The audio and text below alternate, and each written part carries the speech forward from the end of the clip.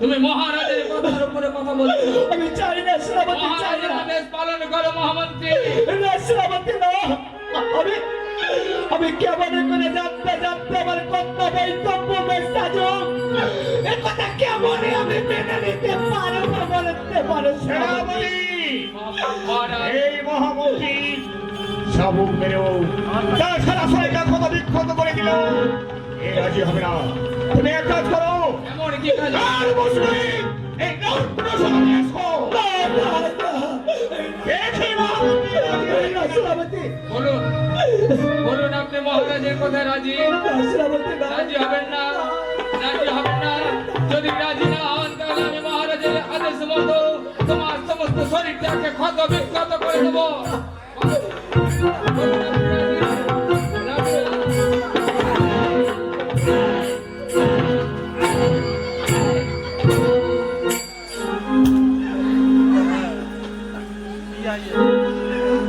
মহারাজ, এই মহামন্ত্রী সহজে রাজি হবে না মহারাজ। রাজি হবে না।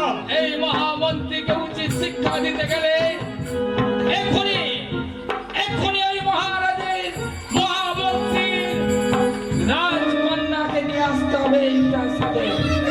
সেই রূপসীকে এক্ষুনি আনতে পারলে সেই রূপসী আপনার কথায় রাজি হবে মহারাজ।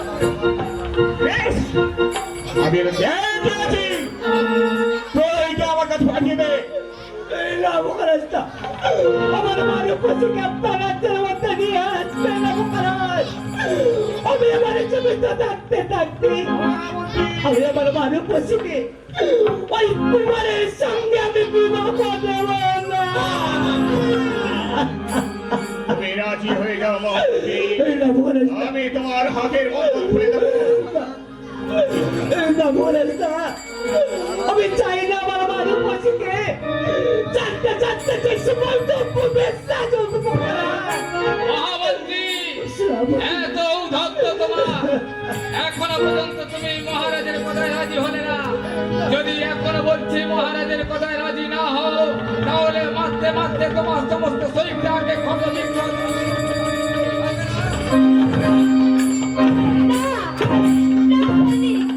আমার পিতাকে মেরো না সৈনী, আমার পিতাকে তুমি মেরো না। আজ মেরো না মেরো না সৈনী কি গো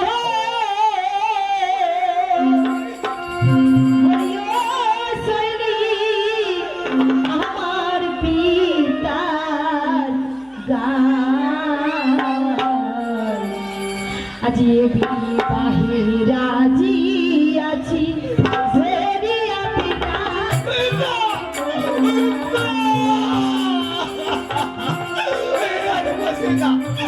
তুই একবার আমার মাকে একবার নামা, তুই একবার নামা।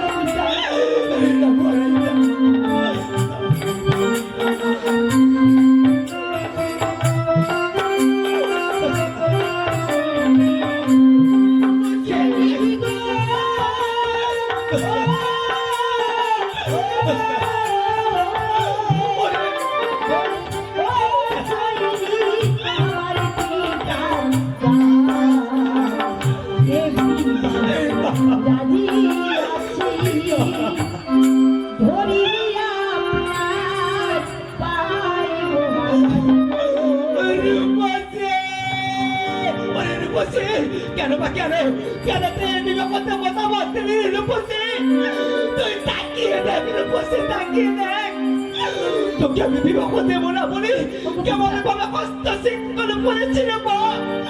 চাবুকের পরে চাবুক প্রকারী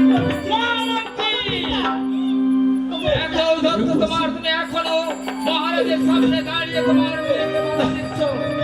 তুমি যদি আবার এই কথা একবার উচ্চারণ করো মারতে মারতে আমি তোমার সমস্ত শরীরটাকে জর্জরিত করে দেব। না না সৈনী, আমার পিতাকে তুমি মেরো না সৈনী। ওগো মহারাজ, আমি এই বিবাহে রাজি আছি মহারাজ, আমি এই বিবাহে রাজি আছি। সেনাপতি, মহামন্ত্রী বন্ধনটা খুলে দাও। বেশ মহারাজ।